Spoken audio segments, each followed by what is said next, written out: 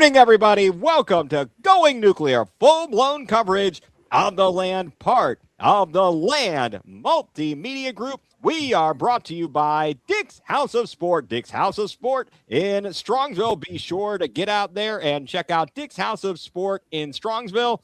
In my opinion, it's not just a store. It's a destination. Welcome in, everybody. Alongside of me, my co-host, Mike Pellegrini, Drew Hagenbaugh, joining us, our Browns enthusiast, our expert, Jacob Greenberg.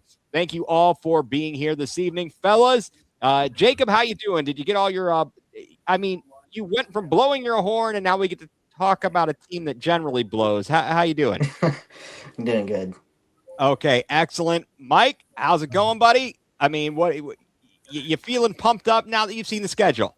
Yeah, I'm good. It's 2 a.m. I've got a coffee, and I'm joining you guys to talk about the Cleveland Browns' upcoming schedule. So that's a positive, right? That's not a negative. Absolutely a positive. All right, that is good. Drew, how are you, sir? Doing pretty good, man. Doing pretty good. Excited to talk about the schedule. Excellent. And I don't know why that is so big. I feel like yesterday when Mike was putzing around with, Mike Wilkes was messing with these things. It feels like that font got very large. So we're just going to leave that go for right now. But yeah, anyway, guys, so that's what we got going on. Big fun here. Cleveland Browns schedule came out this evening. And the first thing I want to mention is it wasn't much of a surprise because apparently as big of a deal as they make this to be, the NFL has this big event and this whole deal. People do all these things. Yet for some reason, the schedule gets leaked. And there are people who are posting stuff all day long and all week long. It's not the NFL. It's some jackleg who God only knows where they're getting their sources.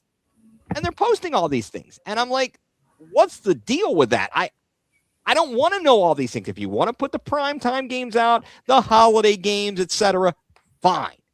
But all this stuff was out before they even came out with something. What'd you think, guys? What did you think of the way that the Browns presented their schedule this year? Drew, what did you think of the Street Fighter? I mean, we're people of a certain age. I'm a little older than you, but you know the video games. What'd you think? Yeah, I played a lot of Street Fighter before. I liked it. I think it was kind of cool to give one of the biggest guys in the video game sphere in Matt Pat, who also is from, I think he was from Medina, Ohio. So he went to Medina High School. So I think it was pretty cool to have him, a guy who's a video game theorist and a video game aficionado. It was fun. It was very exciting. I liked it. I think they did well with it. That's good, Jacob. Now you recognized the social media star icon there, the YouTuber, as it were. So as well as Drew. But Jacob, so what did you think of the presentation? I thought it was pretty cool. I mean, I know a little more about a little bit of Street Fighter and not much into it, but I think it was just a great presentation. I think Matt Pat did a great job. Was it better than the wrestling video thing that they did? Like, was that last year they did the thing with all the opponents as wrestlers or something? Yeah, that was last year.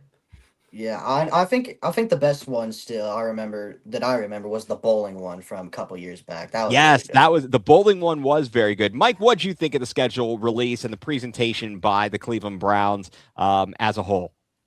Well, I didn't understand it, so I didn't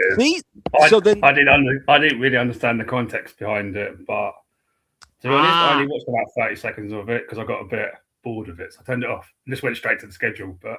Yeah, exactly. I liked it because I think it hits a certain generation. Street Fighter, that's right in my prime there of video gameage. And so that, again, if they're trying to hit certain demographics, that does a good job. The guy who's doing it, the fact that people know him, throughout all these age ranges, that's important. But if you don't know those things, okay, it didn't hit well. They tried their best, and that's it's all probably why, because I didn't even know who the guy was leading it. So, well, I didn't know who he was either. So you and I are in on that one, but it's all good there. So the schedules are out now.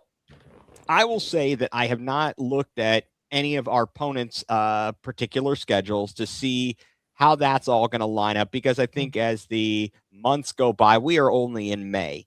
Mm-hmm. And we're not talking about playing football. This is the 5th month of the year. We're going to be playing in approximately 5 months from now. is when we're going to open. The opening game for the Browns, as you all, as everybody probably knows, is going to be 4 months. on September 13th. That's my brother's birthday. It's going to be at Jacksonville. So we're talking literally 4 months from now. Yep. It is when we are going to get down to playing regular season football for the Cleveland Browns, as today is in fact May 14th. But yeah, I think that, as I said in the open, I take issue with how the schedule got leaked by all these people. It really took away from the fun of it. I had someone respond to me saying something, well, it's fun if you want to start your travel plans. What travel plan? What the hell are you talking about? They're not putting the tickets aren't going on sale until they actually announce it, right, dude? These ass clowns that are on here posting stuff are they're not official, okay? I don't know how many of them actually know anybody in the building. Are they walking around Berea? How do they know these people? Get the hell out of here, okay? And NFL, do better. Do better. If you have to give information to media outlets, if you have to give the information to the teams because they are putting together all these videos and presentations, fine. But you got to hold them accountable because someone is leaking the damn information. Either that or you're doing it on purpose and you don't care because you figure everybody's paying attention to the NFL. And I could see that just as much as anything else. They're all about the attention and making the money, but it bugs the shit out of me. Pardon my French. So moving on. And I'm not talking about those baguette a-holes, as you say, Mike. And the Browns ain't going to Paris, so that's a win in my books. It is. And you know who is going to Paris? Pittsburgh. That is good. That is correct. And do you know when the Browns play one of the games against Pittsburgh? Oh, after they come back from Paris. The week after. That is very good. So, guys, should we get down to it? Should we start looking at the schedule and just giving some? I'm going to pull it up here, and we could talk a little bit about some of the highlights and the lowlights, I guess, as you will. Mike, you and I have been talking about this. What are your initial impressions of the schedule and the way it worked out in terms of when we're playing certain opponents, when we're playing at home, when we're playing on the road? Let's get your thoughts. I want to go around the room and let everybody kind of weigh in on that.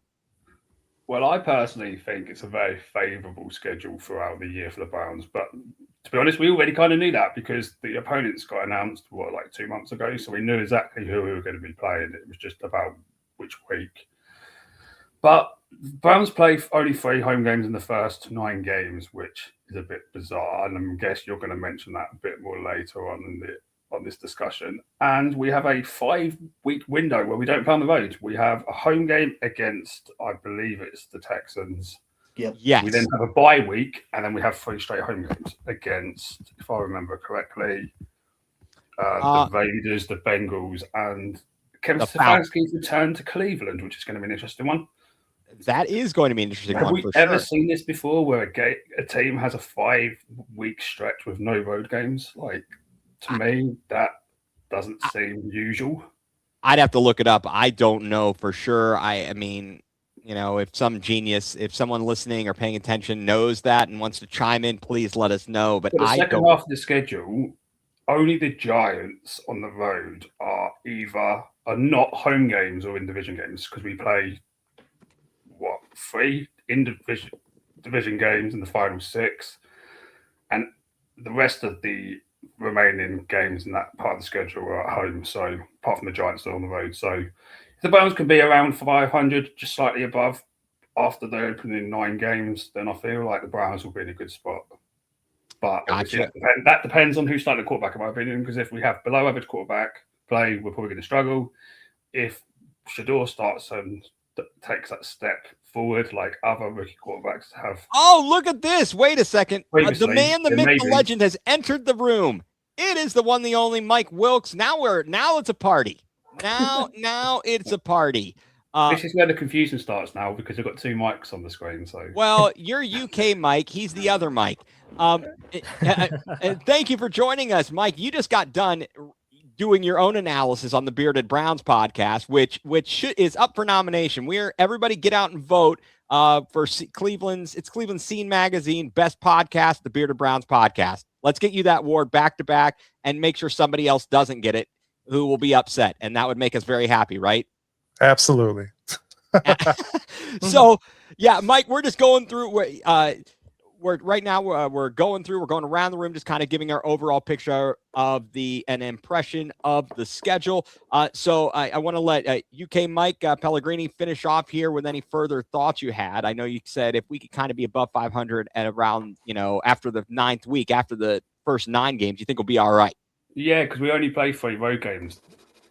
We only play 3 home games up to that point. We play 6 on the road. So if you can get around 500 and then benefit hugely in the second half of the schedule. But obviously that's dependent on who's playing quarterback. Because if it's Watson, I have really low expectations. If it's Shador and he takes that next leap, like we've seen other previous rookie quarterbacks coming in their second year, they take that next leap to the next level, then maybe the Browns can do something in the second half of the season and make the playoffs. But yeah, I gotcha.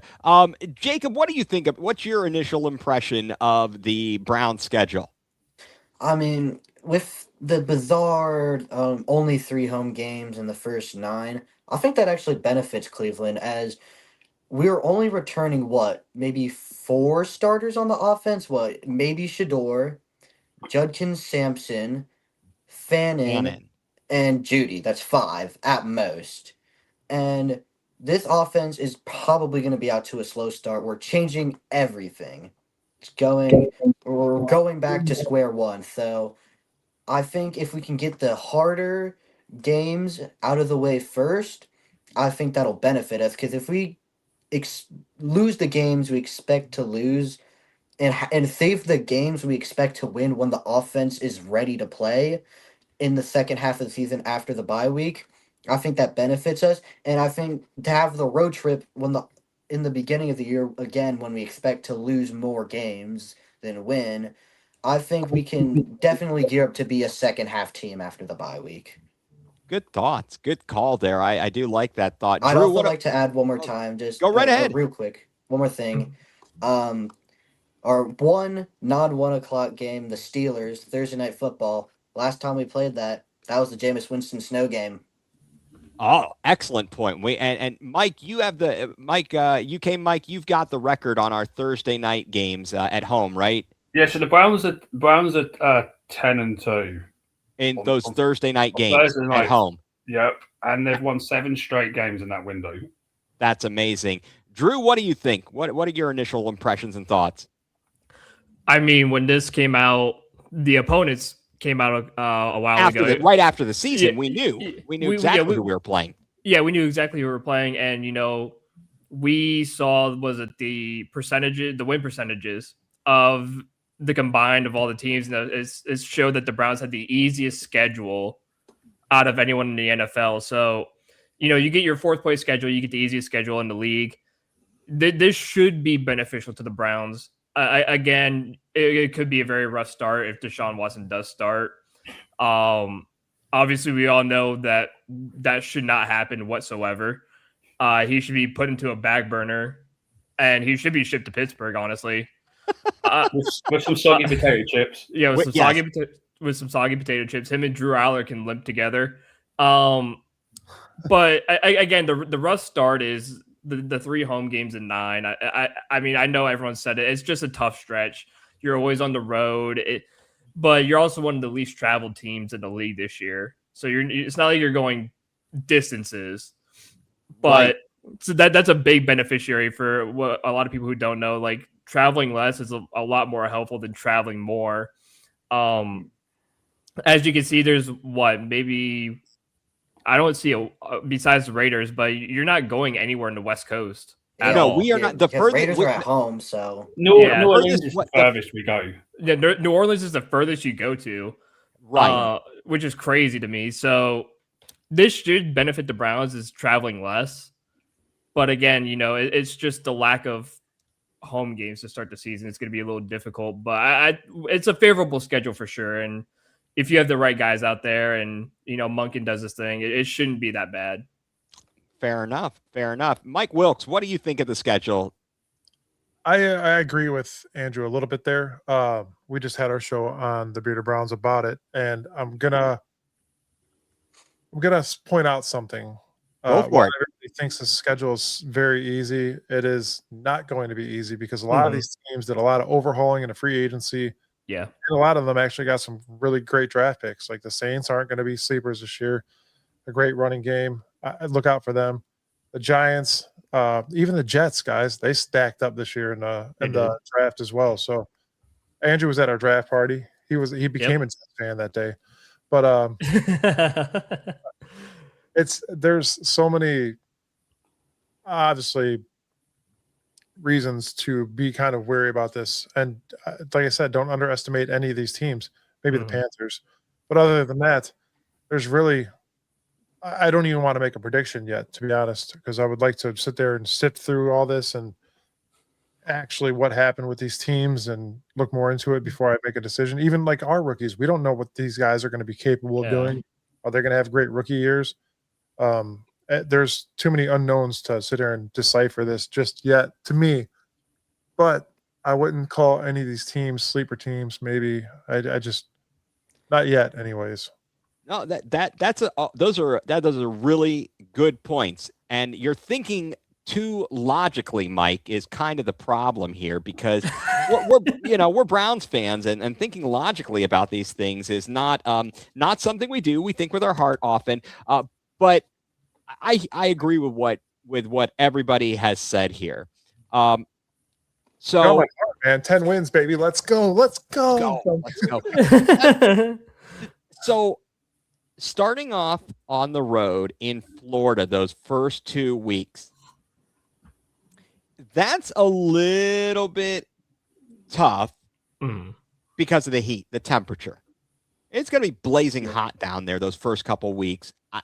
That can always be interesting. And rainstorms. Tampa always seems to get a lot of rainstorms beginning of the season. Something that could come into play. We don't know who's going to be quarterback. We have no knowledge of these things. Then you come home, you get 2 in a row. You're taking on the Panthers. Let's not forget the Panthers won their division. Yep. They won their division in a very crappy division, but they did win it. And I wouldn't say that that's going to be an easy win, but it's certainly winnable. I think that's good to start out at home. Then you get Pittsburgh at home on the Thursday night. I do like that. Announcer guy Drew, thank you for tuning in here. Yeah, this guy, Black there. You better hope the Guardians are playing some home playoff baseball at home on those weekends. Actually, I don't know. So what if they're not? I don't know. I'm not too concerned about whether they're home or away or whatever it is and what the Guardians are doing. Sure, it'd be nice to have extra events downtown. Actually, it's kind of beneficial when you don't have both going on at the same time. That being said, the season, as you mentioned, Mike, the Saints, they improved for sure. And they were no slouch last year, surprisingly enough. And I kind of was wondering if it would have been more beneficial to play them in Paris. I know the travel sucks, but now you're playing at the Superdome versus playing them on a neutral site. So with the plus, there's a little bit of a minus. The fact that their schedule, your second half of the season, the second half of the schedule is backloaded with home games, that could be great. That could be fantastic. We've certainly got our work cut out for us if they start off slow. We're going to be in a heap of trouble. I wouldn't expect greatness. Obviously, the first 3 to 4 games, especially. Right. I do have a quick question for you guys, but the first 3 to 4 games, obviously going into this with all these rookies, especially at left tackle, you got Fano at left tackle. This kid's going to have to adjust. Whoever quarterback is, they're going to have to adjust to them. There's a lot that goes into my train of thought thinking about the Browns. But my question to you guys is, week 2, Buccaneers. Does Baker still have a chip on his shoulder? Or 100%. Absolutely. 1,000%. Yeah. Yeah, he will be all jacked up for that. I hope Miles buries him. I hope Miles buries him. This was something. This was something I heard in the media. I can't recall who stated it. Suggesting, do you think the NFL may have thrown a bone Cleveland's way by not having them at home the first couple games, just on the chance that one, Deshaun Watson is a starting quarterback. So if he plays well and you win a couple games, people will be in better shape to have him back on the home field. If he looks like complete garbage, it's going to get a bit dicey, but what if the team is winning? A number of factors. Obviously the NFL doesn't know what's going to happen in this training camp period and build up to that. But do you guys think in any way, shape, or form, the NFL may have done us a solid, either intentionally or unintentionally? Jacob, what do you think? I mean, yeah, I can see that. And I think they're very intentional. They put both the Florida games on the road back to back. And, maybe not. I couldn't say. I wasn't in the room when they were making it. And You weren't? I thought you were. Not this time. Not this year. Oh, okay. Just checking. Yep. Drew, what do you think? Did the NFL do us a solid? I mean, you could say that, but my thoughts are always going to be this, and I kind of hope Monken follows suit, is that I don't care you're paying Watson $230 million guaranteed. I want the best guys on the field at all times. So if that means Shador's out playing him, in the summer and in mini camps and stuff like that, then start him. I do not want to play around with this. Oh, he's making $230 million, so we kind of have to start him. Right. I'm sorry, but this is a Stefanski era no more. We're not going to have a pushover for a coach. I'm starting the best guys possible. And if Shador gives me the better chances to win, I don't care if Deshaun Watson's not playing. I don't care if we're paying him $230 million. I want to win ball games. I want to win football games. So, yeah, you could say they're throwing the Browns a bone here by putting them back-to-back and potentially starting Watson in case he sucks, but I don't want to run that risk. I don't care. I'm starting the best guy week one. Hey, you're not going to get an argument from me. Yeah. UK Mike Pellegrini, what do you think?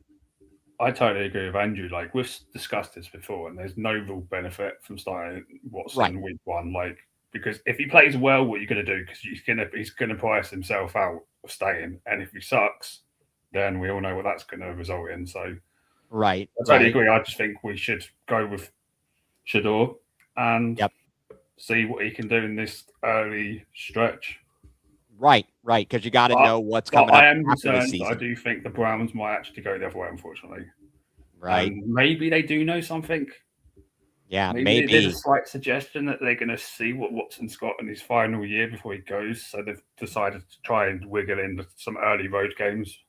Yeah, possibly. Because they know it's going to be toxic if Watson plays at home. Yep. So they want a few away at home games as possible in the early 4 games of the season. So. Yeah, definitely. What do you think? Mike? I kind of agree with UK Mike. There's a couple different variables to this, though, where this is his last year as a Cleveland Brown, and then he's a free agent. But no matter what, we're paying this guy until 2028. Mm-hmm. Right. So there's the downfall. Do you put this guy out there, let him shine, and then go to another team next year to have a whole new contract with a whole new dollar amount of money coming in and still having to pay him? Because once he's a free agent, you can't trade his cap. Nope. Or his dead money that we owe him. You can't do anything with it. And nobody's going to take him right now because there's too many unknowns again with him. So that's where it becomes a discrepancy. But I think if you put Shador out there with a whole new system, and it's not Stefanski where he's forcing his system on people rather than Monken trying to figure out exactly how Shador likes to play and wants to play and fits into that scheme. I think you're going to see a better Shador this year, no matter what. Wide receivers as well. I mean, it goes with all of them. But I honestly, guys, I really do not think you're going to see Shador on the field at all. So do you mean just in the early part of the season? Do you think they're going to go with Watson, and only if he stinks up the joint or gets injured will we see Sanders? Is that what you're saying, Mike? No. I think you're going to see Sanders in the beginning. Oh, okay. I'm sorry. Okay, gotcha. There's a couple of reasons why, too. Obviously, I'm sure Cleveland is sick about going over this quarterback controversy year after year after year after year. Yeah. You don't want to have to worry about what we're going to do next year. The Arch Manning crap will be over. I cannot wait for that to be over in general.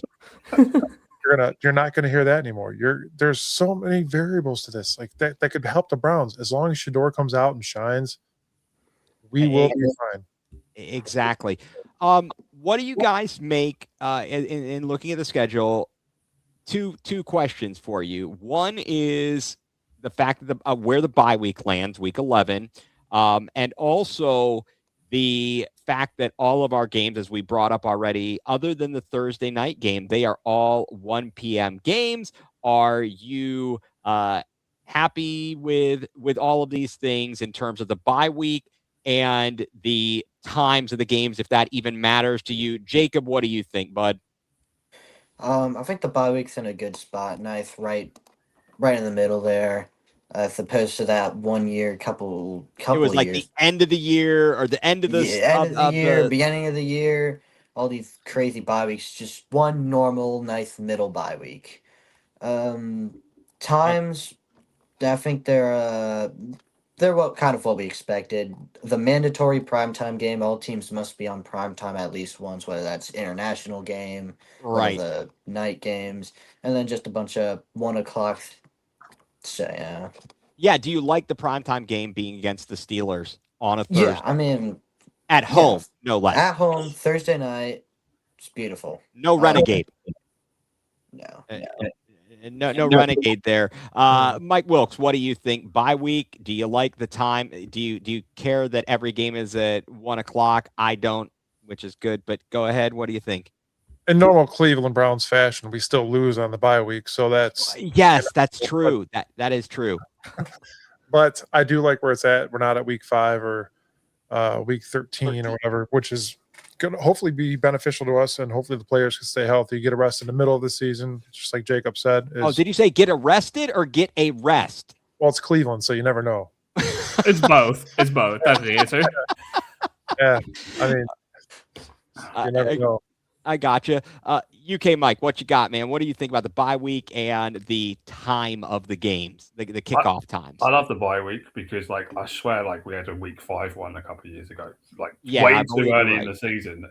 I like it roughly in the middle, and it's near the beginning of that 5-week window where we don't have any road games. So if the Browns can beat the Texans and then have a week off, and maybe you don't know what the injury situation is going to be. Maybe it gives you some time to get some guys back if we have some bad luck in the first half of the season. So I actually really like the bye being in week 11. And for the times, me personally, I don't actually like it. It's right around dinner time for you. Zone, yeah. It's not that, because I actually like watching Red Zone, right, in the early window. But then I have to watch Red Zone and the Browns separately. And then I sometimes find the second window a bit boring. Okay. So I'd rather just watch a Browns game at the 4:20 or whatever it is. Well, so I'm a bit disappointed that all 16 of them are early, and then we don't have. But the problem is we're playing East Coast for most of the season. Other than, unless the they were game going to put was the only one you probably move potentially to a later game. But potentially, yeah, that would be because. So strictly from the perspective of the time zone thing. Exactly. We wouldn't necessarily play in that late exactly. window. The schedule pretty much confirmed it because we're not got any West Coast games. That's just the way the matchups are this year. And then they're also not expecting us to be good, so they're not going to put us in a 4 o'clock window as a standalone game or the featured game. I am hoping that we get a couple of game flex at the end of the season. It would be. I'd love that because that means we're playing well. And there's a reason to flex us. Drew, what do you think? Bye week and the time slots. Yeah, I'm in agreement with everyone on the bye week. Week 11's perfect. It's right in the middle. I'm hoping FanDuel will put out a bet where you can bet on someone getting a speeding ticket during the bye week, because I could definitely put a Browns player to get a speeding ticket in that window. That's free money right there. But number 2, it'll be a second too. What do you know? Yeah. Third, actually. Oh my gosh! So you're good with the bye week, good with the timing of it. I do like the bye week. Last year kind of stunk because we went to London. We then came back and played Pittsburgh, and then had the bye week. They chose not to take the bye week after London, and instead come and let Dylan Gabriel get his rear end handed to him in Pittsburgh, which was great. I liked that. I think that was an excellent choice by the Browns. Just throw him out there. Throw him to the Wolves. Seems like a good idea. Can I say one thing? Yes, you may. We threw every quarterback on this roster to the Wolves last year. Oh, we definitely. Offensive line. So I honestly, I can't sit here and bash. I know we did it. We've done it. Bashed Dylan Gabriel. But I am not interested in seeing what the kid could do with a good offensive line. Well, No. I think that guys, I think we can all agree, generally speaking, they all dealt with a poor offensive line. And some quarterbacks can deal with that a little bit better than others. Like, look at Joe Burrow in Cincinnati. Terrible offensive line, but he's still flinging the ball. But we didn't have that. We don't have top wide receivers like that. We don't have a quarterback like that, or didn't, I should say. And so, yeah, Dylan Gabriel also was limited. Literally, his ceiling is limited, literally and figuratively. And he played well, I think, into Stefanski's style of being a processor, getting the ball out on time, and he wouldn't take any chances. There was just no threat with the guy, and he didn't also have a particularly strong arm. It just removed any threat of being able to even try and go downfield. So as soon as Shador comes in for that first start in Las Vegas, he goes out there and he's throwing a deep ball. I know Vegas obviously stunk, and they were the number one pick for a reason, but he goes out there and he throws a bomb to Isaiah Bond. And yeah, he made some careless throws during his 7-game stretch, but he also showed the ability to make explosive plays, which Dylan Gabriel did not. I think in this room of 5 of us here, we're all kind of in agreement. In the best case scenario, I believe we'd all like to see Sanders have an opportunity, and we'd all like to see him succeed so that there is no discussion about who the quarterback is going to be next in 2027. It will be, this is our guy. Let's continue to build up whatever we have. I believe we're all on the same page there. Yep. Yeah, but you gotta also take into consideration that Kevin Stefanski had these guys restricted from throwing the ball deep. He just wanted chunk plays. Yeah, he was all about running. We couldn't run his offense effectively because the offensive line was so bad. The run game was effective. His game is predicated on being able to run play action. You can't run play action if the offensive line can't block for the running back. How much better? I've asked this question to you guys, and we'll have to wait and see. Can you imagine if Quinshon Judkins isn't hit 2 yards in the backfield on every handoff? It's gonna be nice. Incredible. That's He can gonna get be some real downhill nice. speed. Yeah, All the time. I'm sorry to interrupt you guys, but go ahead. The play starts at offensive line, correct? Yep. Correct. Yep. Back then gets the ball next, whether it be play action, a handoff to your running back. You got then your left tackles that are helping your quarterback, protecting your quarterback's blind spot, your blind side.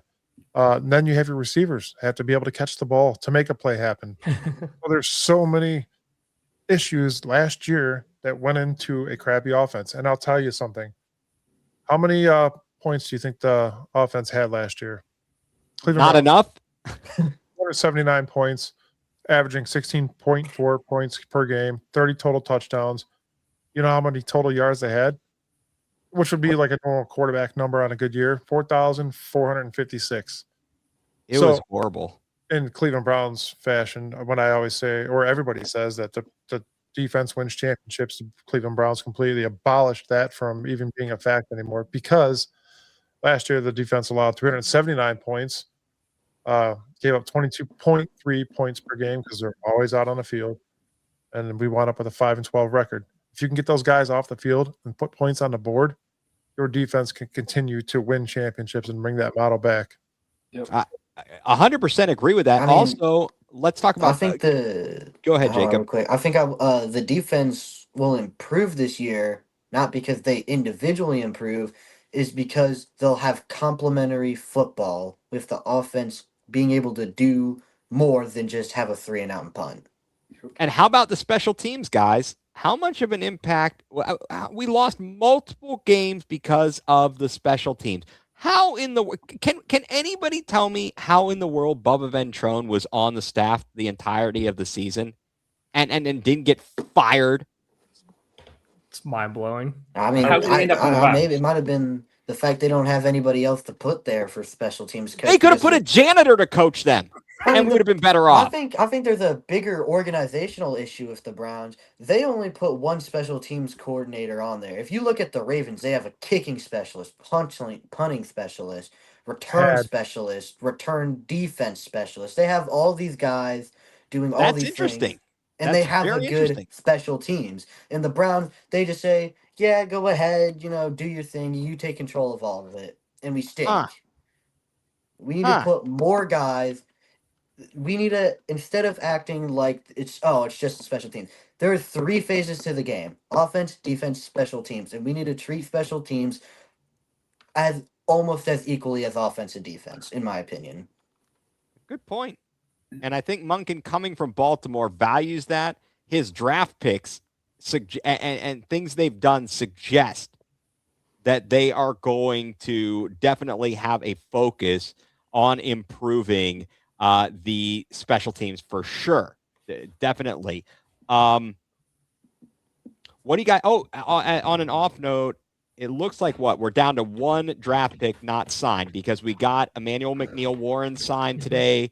Casey Concepcion. Do you guys think there's going to be any issue getting him signed before training camp or at a point when he's missing time? Anybody feel like there's any issue with that? No.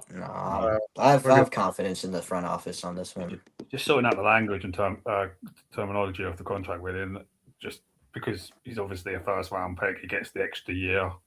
It's just getting all that agreed, basically. Right. I think what they did after the Sam Bradford draft and that ridiculousness in creating specific salary slots obviously makes things much easier. Although certainly Cincinnati had their own issues last year with Shamar Stewart. Yep, some of the language in the contract. It said, I think I know what, in fact, the language in the contract said, again, because we're talking here about Cincinnati. I think it said this: I do not have the money. Okay. Oh, okay. Well, that explains it, because Mike Brown didn't have the money to pay him, and clearly that's always an issue. You want to hear how it ended? How did it end?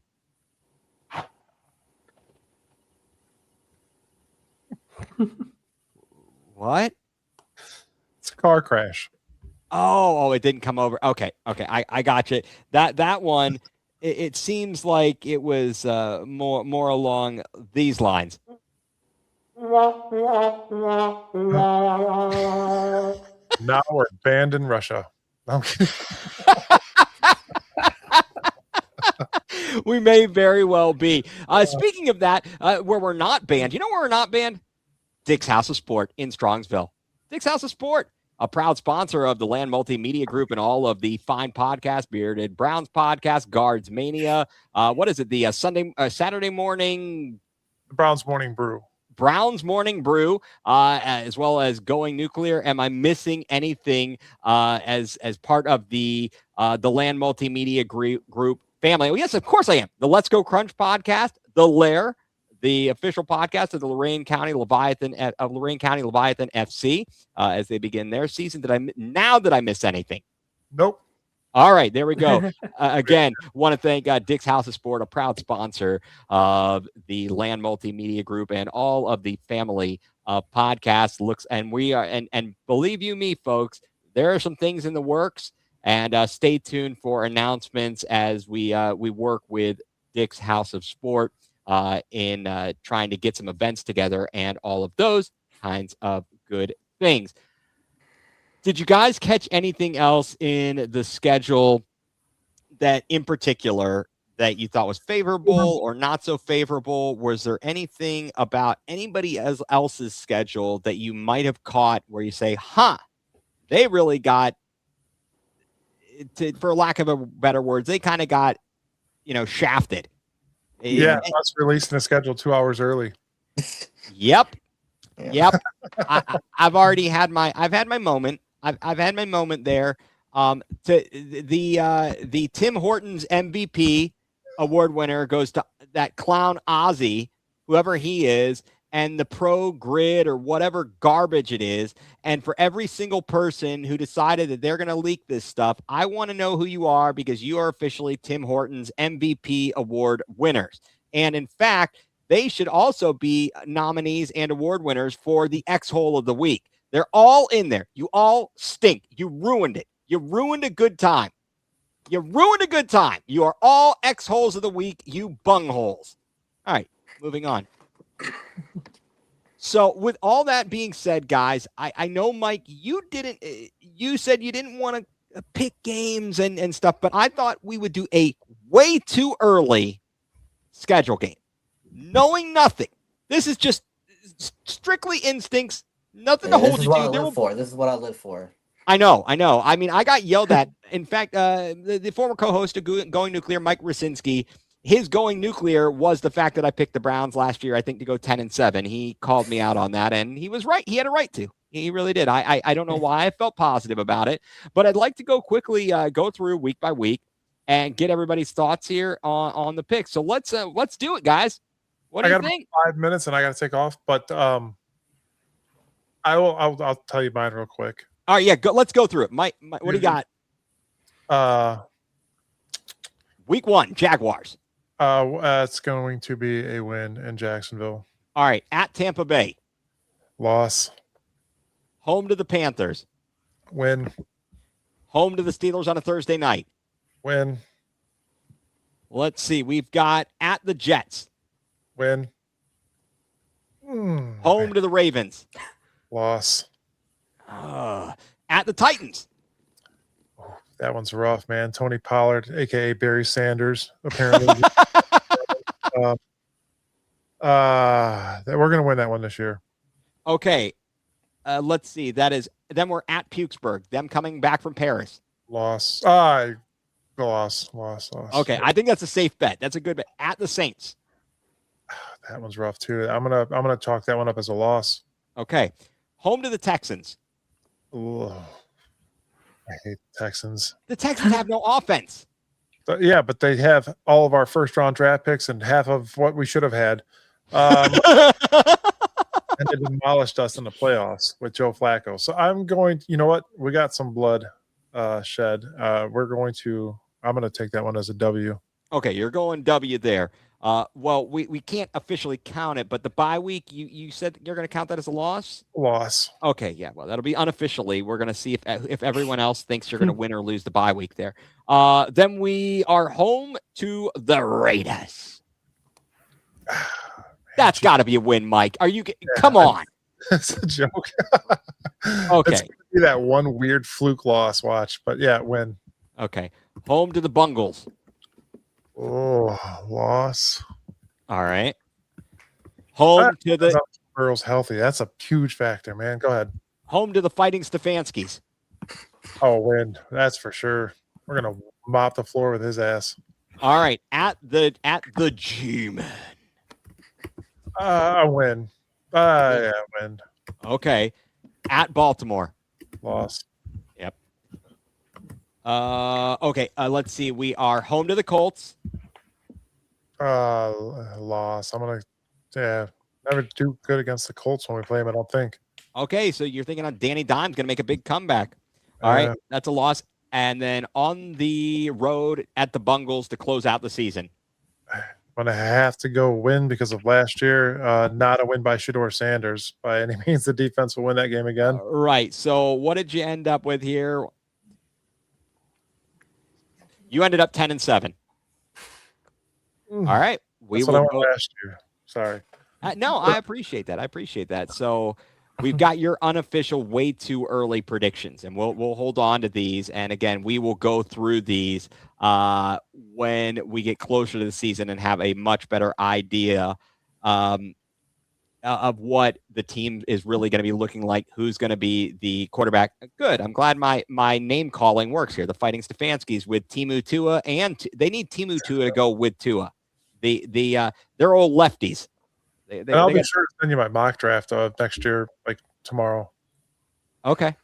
Seems like a good idea. I think you should. That's a good idea. Drafts. I'm so sick. I'm so happy the draft is over finally, and I'm so sick of getting mock drafts sent to me 70 day. A bazillion %. I am not a mock draft big into that. I'm just enough of that, because if you look at the best experts, maybe they got 7, 8 of the first round picks right.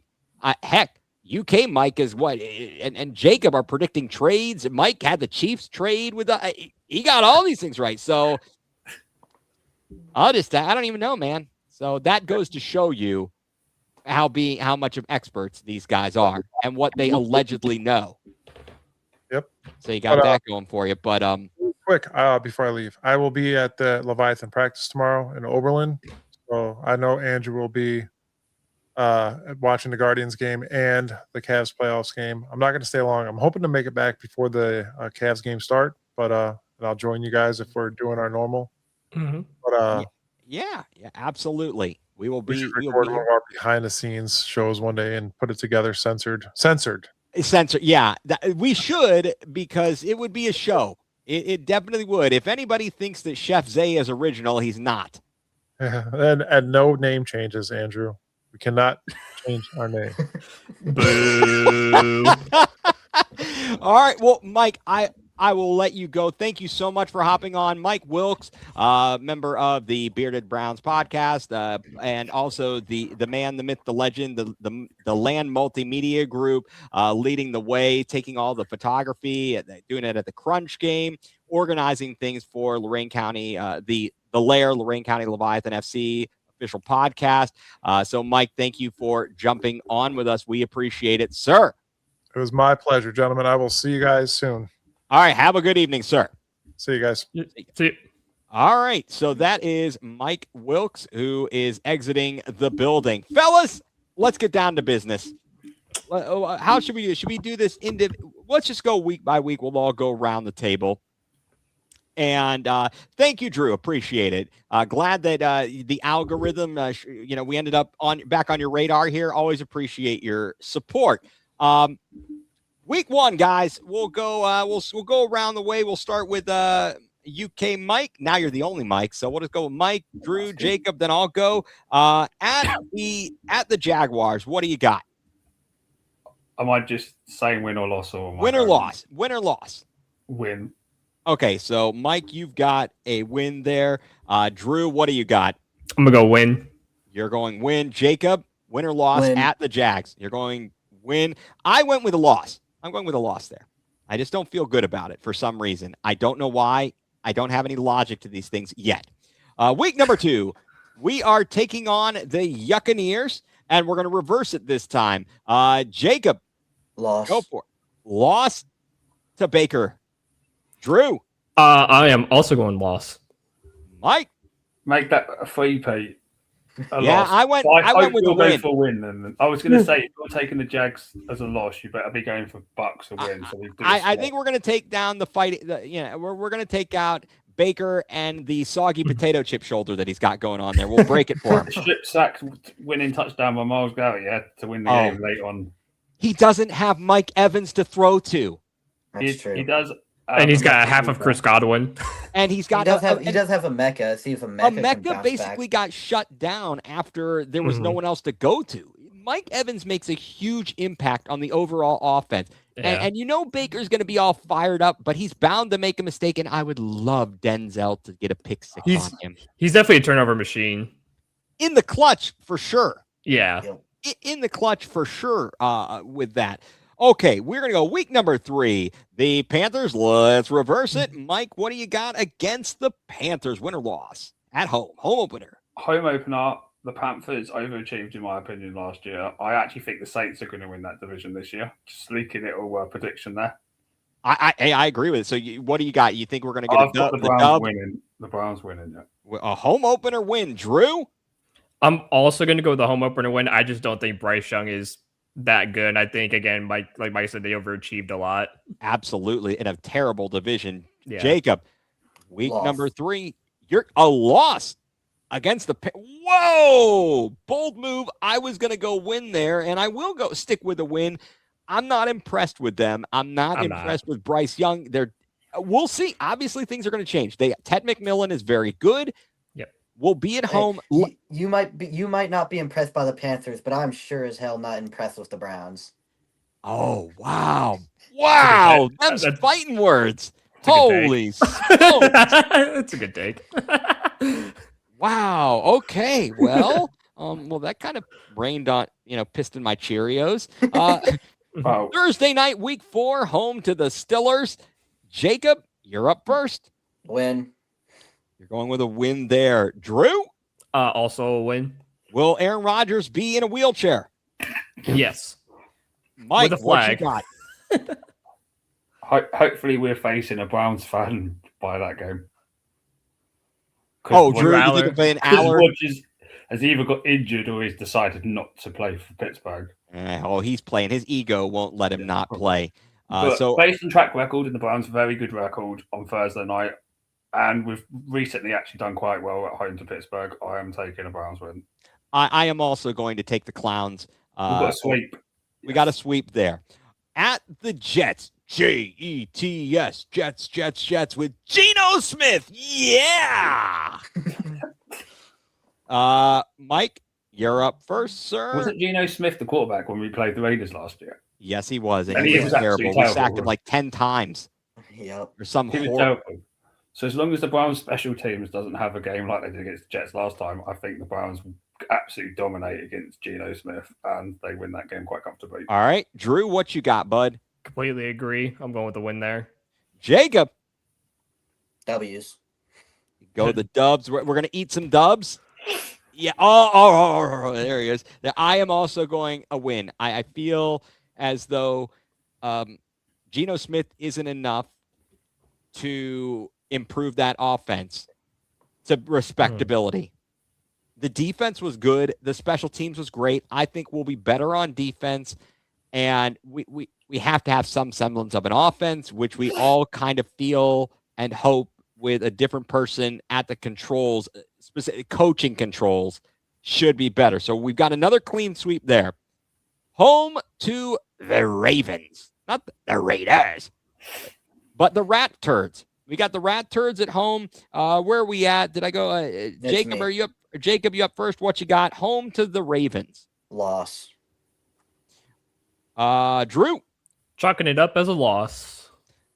Mike. So when my other Mike was doing his predictions, I actually typed out all my predictions for this, and I've switched about 10 times back and forth. All right. And by analysing what I've got, I can't have the Browns winning that many home games. So I'll put them. So I'm going to take it as a very small loss, like maybe by like a field goal or something. Okay, but you're gonna go with a loss there. Home to the Ravens. I will as well. I feel as though early that'll be so that's what we're up to week 6 there. Yep. And Jesse Minter will have them going. Lamar should be healthy. It's a very challenging game. Who knows? Who knows where things are going? So now we've got a clean sweep loss there. Okay. All right, Drew. So you feel like we got the dub there. Nice. I would take a 4-2 start though. Like it. Absolutely. I take a 4-2. I got a 4-2 start there, so I think I'll take that. Certainly. I think all of us are. I have a 3-3 start. You have 3-3. You're the only reasonable one here. Yes. All right, Mike, you're up first. We travel to Nashville, to Tennessee to take on the Titans and second-year quarterback Cam Ward. What say you? This is an absolute wild card of a game, isn't it? Because you don't know how Cam Ward's going to play second year. They've obviously got and they beat the living bejesus out of us last year. Correctly, their head coach is Robert Saleh. Is that correct? That is correct. Robert Saleh dressing. He's yes, a defensive-minded coach. Yes, he is. So I don't know how that game's going to go. Like, it's an absolute wild card. Plus, they've got Cardinal Tate, and he's probably going to want us for the next 5 years every time we play him because we all wanted him. But with that said, I do think the Browns on defense is probably going to win in that game. So I've gone with the Browns to win. But I believe so. They I can't wouldn't be surprised if we do lose, though. I gotcha. So you're going to count that as a win. Drew, what do you have, sir? I'm gonna go with the win too, just because again, Cam Ward's second year, and I think their offense is still a lot of question marks all around it. So I just don't have faith in their offense to score. Agreed. Jacob, where are you at, bub? I'll third that and say that's a win. All right, and I am also going to go with a win against better judgment. I would feel better if did they still have Levis, or, Will Levis, or did they get rid of him finally to go I have sell no mayonnaise? idea where Mayo Man is. Come on, Will. You stink as a quarterback. You really smell like mayonnaise, and it looks like Zachary like my ass. Try to be a man. Try to... Oh, he's a Mayo man. Yeah. Sorry, I was going a little heart for you there. Nobody's knowing that. Okay, aging out here a little bit. All right. The next up for the Browns go to Pukesburg. They will be coming back from Paris, but it is Pittsburgh. We haven't won there in 20 years, other than the wild card game in the regular season. We haven't won there since Tim Couch won on a Sunday night. Jacob, what you got, bub? Loss. All right. Drew? I will also be going a loss. Mike? You're thinking very hard about this. I don't know if to throw a random pick here and say we're going to end up getting a tie in Pittsburgh. That's not allowed in this game, in the schedule game. A tie is not allowed. Okay. It's a bold prediction. You know. No. We're not doing bold predictions right now. The bold prediction will come with game weeks. We can make bold predictions and such. Win or loss. I'm not stupid enough as a Browns fan to pick us to sweep the season series. So I'm taking a loss. Right. But I don't think it's going to be an embarrassing loss based on the fact that Pittsburgh will be coming back from playing in Paris. So I think it might be a close loss. Yeah. Well, okay. Yeah. Last year, didn't we get destroyed there? If I remember correctly? Yeah. Sanders looked. It was terrible. We had no offense whatsoever. Sanders was, again, as per the usual. No. Wait a second. I'm sorry. That was Gabriel. We just talked about it. Gabriel, after we nearly won him, he was terrible there. I'm also going, it's a clean sweep loss there just because. I'll take the split, though. If you can get a split against Pittsburgh, like 1-1. We'll go over this at the end, kind of what you look at it. If you break it down, you say, okay, we've got the NFC South. What do we need? What do we think or we feel the record needs to be against NFC South? What do we need to do in the division? So on and so forth. If we bet the NFL take the Steelers at home versus the Browns and the over, I don't know about the over because Pittsburgh is pretty inept offensively. Yeah, they're pretty inept. Takes away a Steelers home game. What? No. Did they take this? Do we? We don't have 9. Are we the? We're not the. No. Steelers are the way to take the Steelers are the road team in Paris. Yeah, they didn't. They didn't take a Steelers home game. The AFC is the NFC has 9 home games this year, not the AFC. So they did not take the Steelers home game. Moving on, the Browns then will travel to New Orleans to take on the Saints. Mike, what do you have on that one? I have the Browns with a 2-game losing streak. Like I said earlier, I think the Saints are going to win that division this year. Right. Somehow, Tyler Shuck played pretty well last year, and then they've just added to that team. And I think it's their division to lose. I would have to agree. I don't have much faith in Stefanski in Atlanta. They've got quarterback issues. The Buccaneers are injured as all get out, and the Panthers, I don't know that they're going to be able to do the same caper as they did last year. Drew, what do you got in this game? I agreed with Mike. I went with a loss there just for the fact that they added to that offense and Shuck just showed some insane capabilities as a rookie, even though he's 27 years old already. Right. He's ready to retire. AARP contacted him last week. Jacob, what do you think? Going down to New Orleans. I'll take it 3 straight losses for New Orleans there. Oh, wait, no, are you? 3 of Evan, 3 of us pick New Orleans losses. Oh, okay. I'm sorry. Lost I to was a New bit Orleans. confused. I do think that the Saints are obviously they weren't as bad as we expected last year, and Tyler Shuck played better than we had anticipated, especially going into the draft. And we started wondering, who is this guy and why is he getting? We've never heard of him. Do you remember our discussions about it last year when we literally? Oh yes, I do. Saying it's a terrible pick. They made yeah, one of the I worst still picks don't of think the he's draft. good. Is he actually good? Tell me if is he decent? Okay, but it's a small sample size. He's got. Let's see how Tyson is. Let's see what else he can do. Is Chris Olave? Is he healthy? Is he going to be back? Is he going to be playing? I don't know what his deal is. I think we forget though as well the Panthers last year going into that. No one expected them to win that division. So I think the Saints are probably going to have a really good chance of winning it this time. All right. Well, I'm having a hard time. I feel it's a winnable game. It is. It's a very winnable game. And actually, you know what? I'm going bold. I'm going to win. Do you know why? Let me tell you why we can win that game. Because I believe this coaching staff will not allow Taysom Hill to run roughshod on us. That's true. It's true.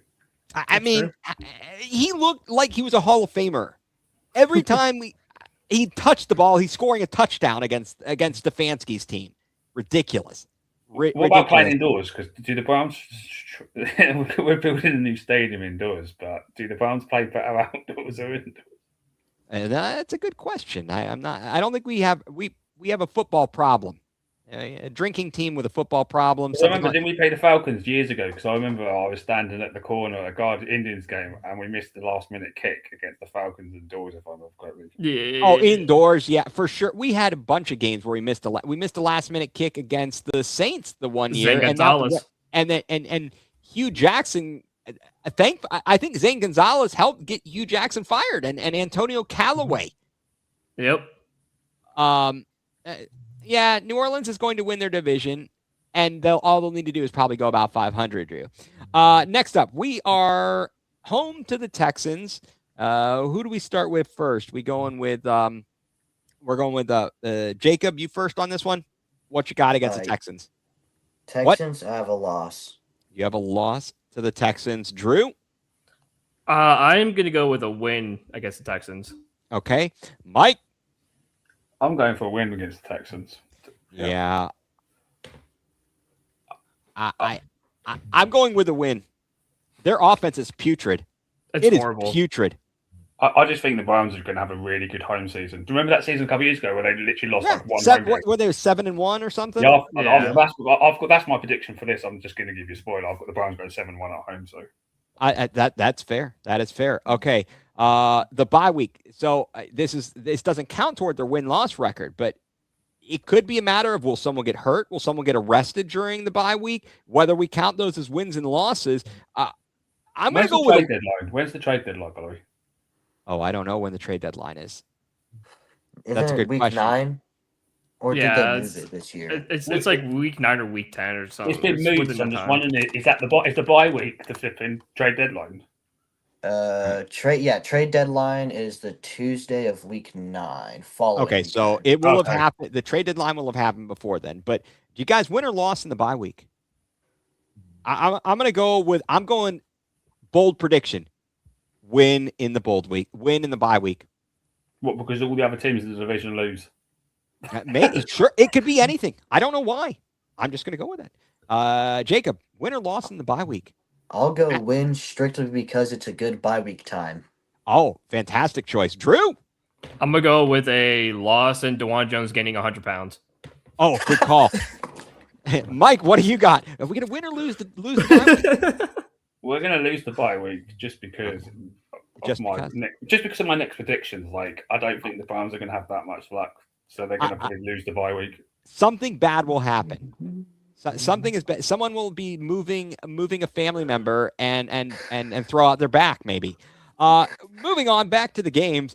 This is a start now. Actually, a continuation of a homestand The Browns take on Fernando Mendoza or Kirk Cousins, probably Mendoza. I And was the, about to say this. the Is Ra- it going to be Mendoza though? That's the thing. Because are they going to sit him for you, or are they actually going to play him?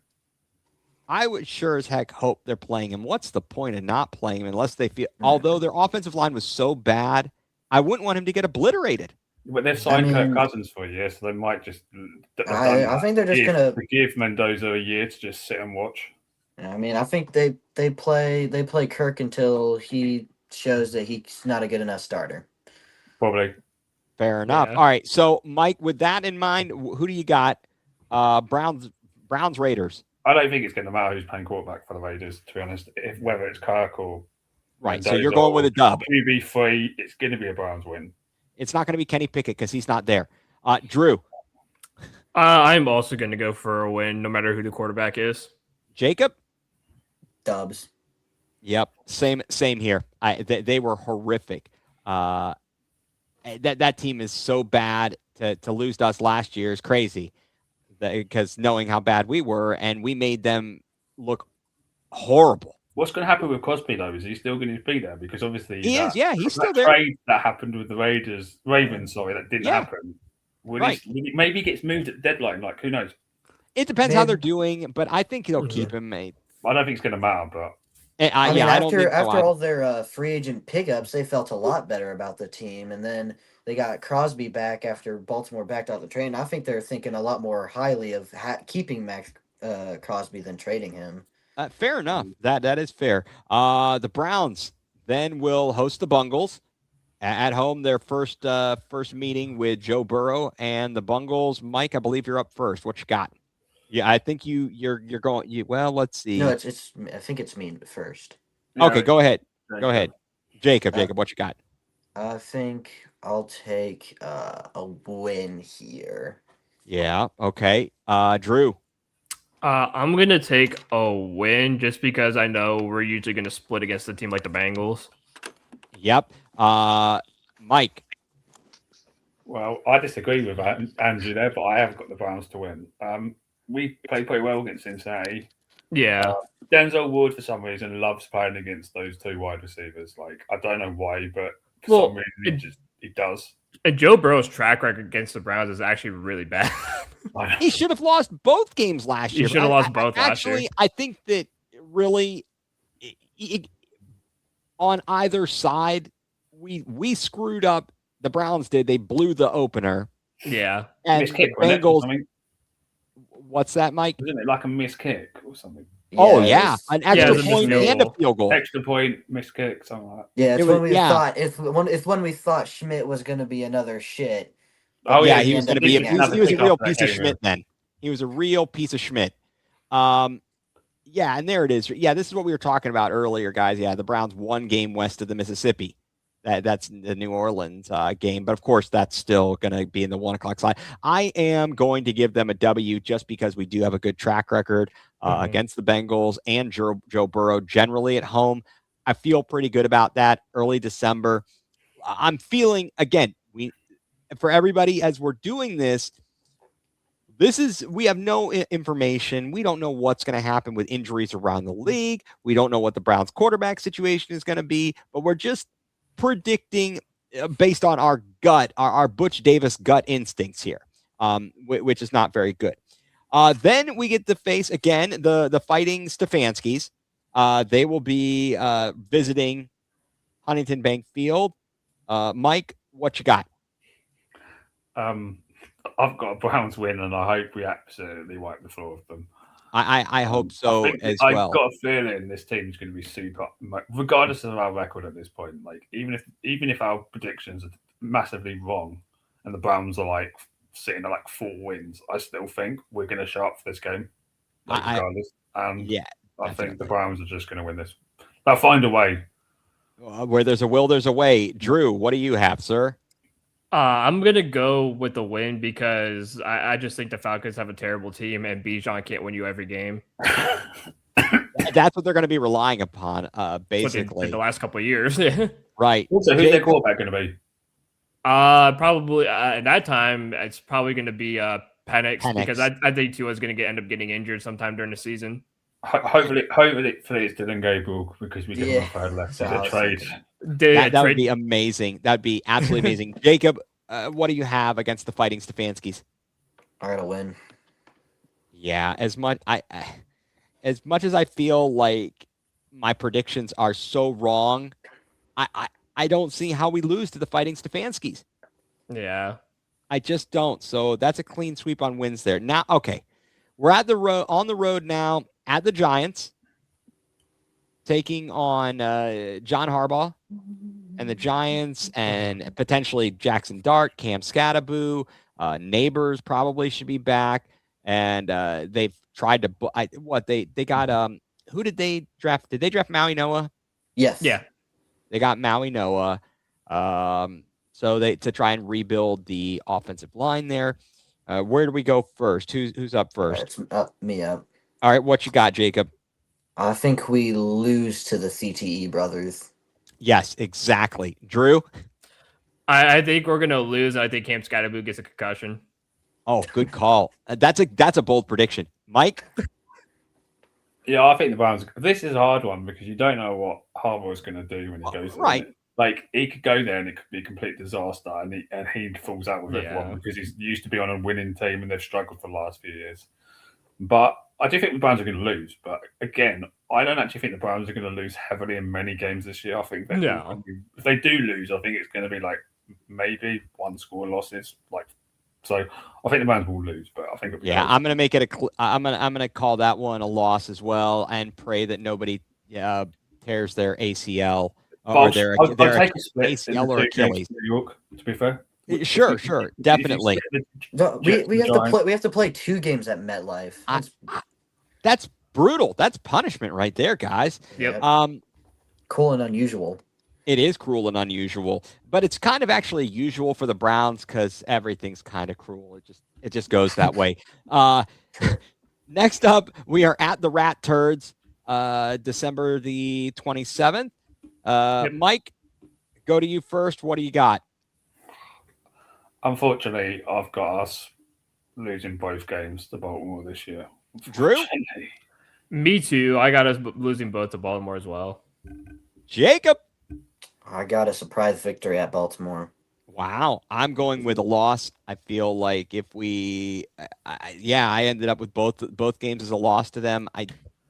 Right now, that's how I'm feeling about it. We'll have, these are all, obviously we reserve the right to make these changes, and it's not a matter of we reserve the right to refuse service to you. Next up, the final home game of the season, the Colts. We'll see who's at quarterback for them. If it is if Danny Dimes is back and healthy, certainly that injury hurt them last year and they flailed. It was last year when they brought. Was Phillip Rivers in last year? Did they bring him out of? Oh my goodness! For crying out loud! That's how long ago that season was. So many things. Did he play 2 games for him? Yeah, he played a few. He played 2 in it, then he retired again. Yeah, well, he had to get health insurance. He had it for his 50 kids. Jacob, are you up first, sir? Yes. Yep. All right. What do you have against the Colts? I was just remembering. I think we were talking about the Colts earlier, trying to figure out what our last start against them was. It was 2 years ago when Garrett blocked the kick. Right, and that was the game where they sat Deshaun Watson after the first couple of series because he was horrible. Yep. Mm-hmm. And they brought in PJ Walker, and they managed to get that win. So where are you going in this game? That. And loss. Drew? Also a loss. Mike? I've got the Browns winning. Yeah, I feel that's a win. I feel that's a win. Shane Steichen had a great first year. Was that his first year? That wasn't his first year, right? I feel like it was his 3rd or 4th. I was gonna say it's like 3 or 4 for Shane. Yeah, Steichen. You're right. I'm losing track of these things. I can check right here. I mean, they lost Michael Pittman, right? Did they trade? Yeah, Pittman's gone. He went to Pittsburgh, right? They did. They traded him to Pittsburgh. Yeah. And he's been with the Colts since 23. Oh, okay. So we played him in his first year. That was the game. I gotcha. Well, I'm still. What did I write? I think we're gonna win that one. I've got the Browns actually sweeping that division. I've got us going for it. And I think it's that's impressive. That is impressive. And the final game of the regular season, we will travel to Cincinnati. Mike, what do you have, sir? So I have the Browns sweeping the Bengals, losing both to Baltimore, and splitting with Pittsburgh. So okay. So you've got a win against Baltimore. Drew, what do you have, sir? I was back and forth on this. Obviously, this could definitely change, but I'm going to start off with a loss here.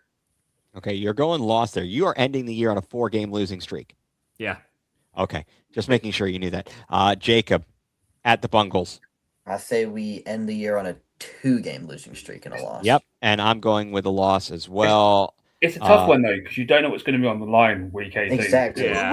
Right. It could be backup Spain because both teams are out of contention, and somehow Baltimore's won the division, and it's like, is Joe Burrow even going to play? And then the Browns might win.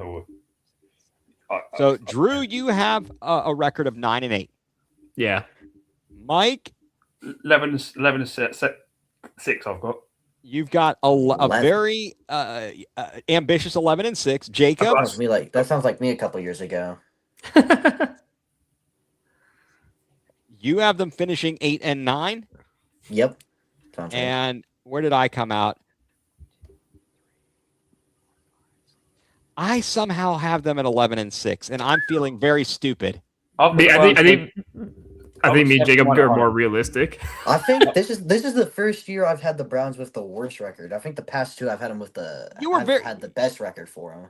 Yeah, you definitely are having you're coming to realize and really I've sobered up. You have sobered up. You haven't even had the Manischewitz and you sobered up here. So Drew, you came up with 9-8. Mike 11-6, Jacob 8-9. I ended up with 11-6, and Mike Wilkes ended up at 10-7. So I think that if they're going to be successful, you obviously have to at least split your division. You got to go 3-3, 100%, 1000% in the North. Have to go 3-3. One way, shape, or form, you go 3-3. Yep. You got to go 3-1 in the NFC South. Yeah. Somehow you need to go 3-1. I think you win those games at home. The Panthers and the who else? Which other team do we play at home? The Falcons. The Flying Falcons. The Falcons. The Falcons and the Panthers, and you got to split between Tampa Bay and New Orleans. You got to go 3-1 there. So now you're up to 6 wins. Certainly, then you're talking about the NFC or the AFC South. Split that. I think you can split that. Yeah, at worst, it needs to be a split. You're talking because Tennessee, I'm not impressed with. Jacksonville certainly could be good. The Colts were kind of not sure about, and then who's the other? Where's the Texans. Other team from? Texans. So. You've got to get 2 wins there. Thing is, if you can go 6-2 at home and just one game below 500 on the road, that's a 10-win team. And I think 10 might be the sweet spot. If you can get to 10 wins, you can get in the playoffs. Yeah. What do you think it's going to take to win the division, guys? Obviously, the division record is going to play an important role in that. But what do you think it's going to take to win the division? I think 4-2 in division. And 10 to 11 wins, depending on how the rest of the division goes. That's a very reasonable and good prediction because I think the Steelers are kind of running on their last leg with Aaron Rodgers. I don't know what Mike McCarthy's going to get out of them. But who should be the favourites though to win this division? Is it the Bengals because they're the only one that's got a returning coach, or? I think so. If they rebuilt any of their team, if they fixed some of the defense and rebuilt the offensive line, then they should be. But their problem is health. Mm-hmm. Drew, what do you think? I do think 10 to 11 wins is going to win the division. For me, the AFC North is just kind of wonky right now. Again, like all the coaches have left except for Zach Taylor. And I don't know. It's going to be a circus. I think it's going to be a roller coaster of ups and downs for every team. I still don't trust Zach Taylor as a head coach. I think he's probably the worst head coach still in the North as of right now. I kind of agree. What are they going to do with Evan McPherson? He fell apart last year. He was kicker. abysmal. Yeah. What happened? They don't seem to like getting rid of anybody. Like, I think they're still hanging on to the fact that like Evan McPherson was great in his rookie year. They like Zach Taylor took him to a Super Bowl.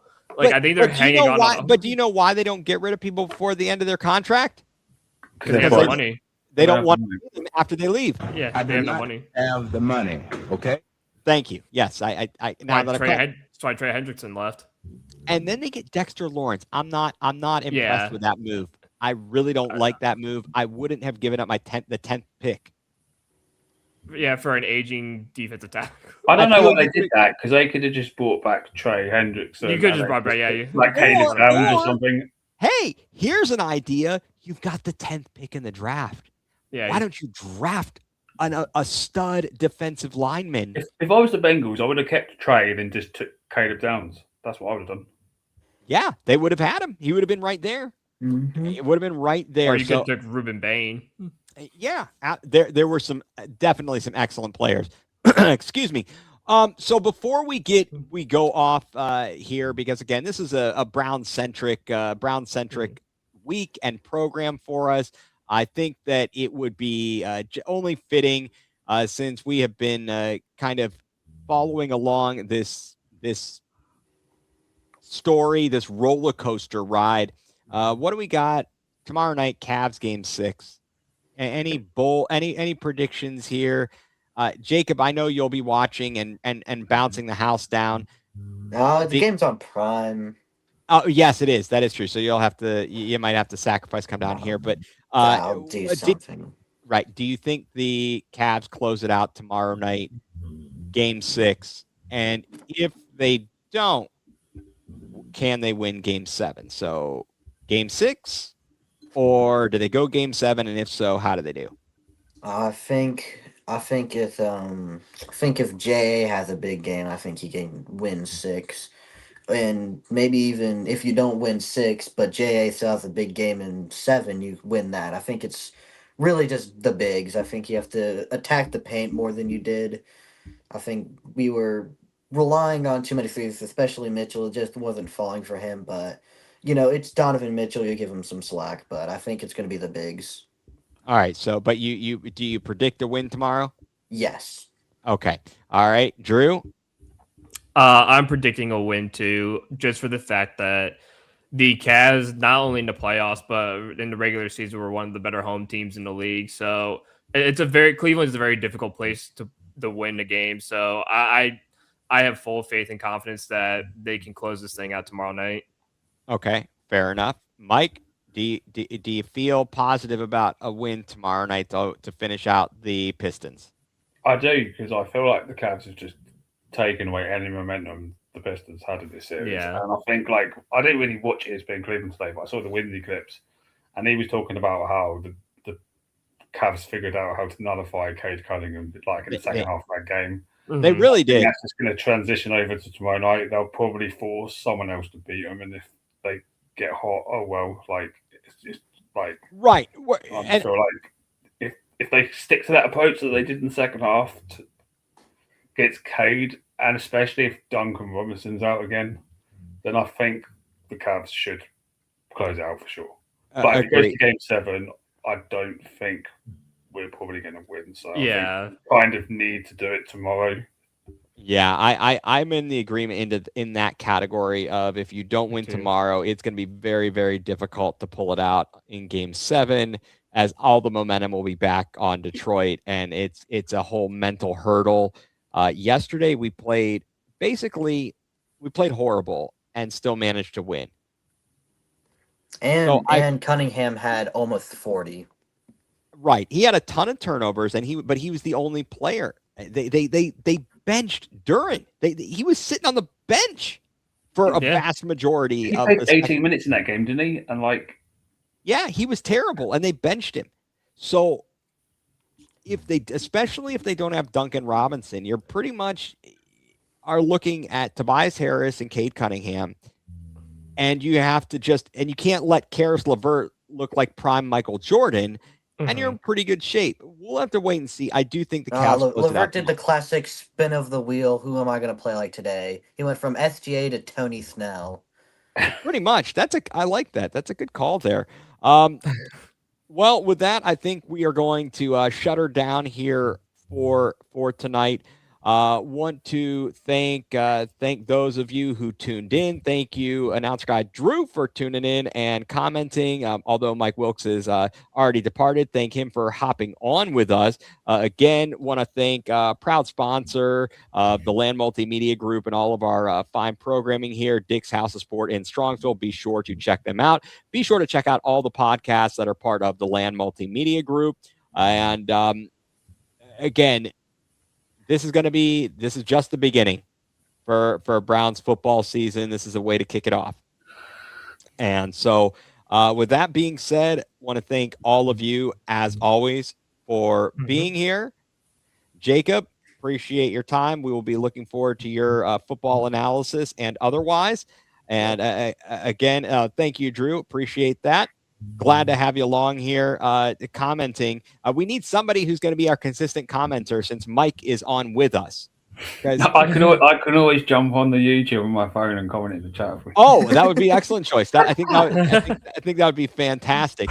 But yes, thank you everybody for tuning in. Really appreciate that. This has been a pleasure, and we will be back with you again next week. So until next time, for our guest here stopping in, Jacob Greenberg, for Drew Hagenbaugh and for Mike Pellegrini, I'm Ethan Greenberg, and you've been tuned in to Going nuCLEar, full-blown coverage of the Land, part of the Land Multimedia Group.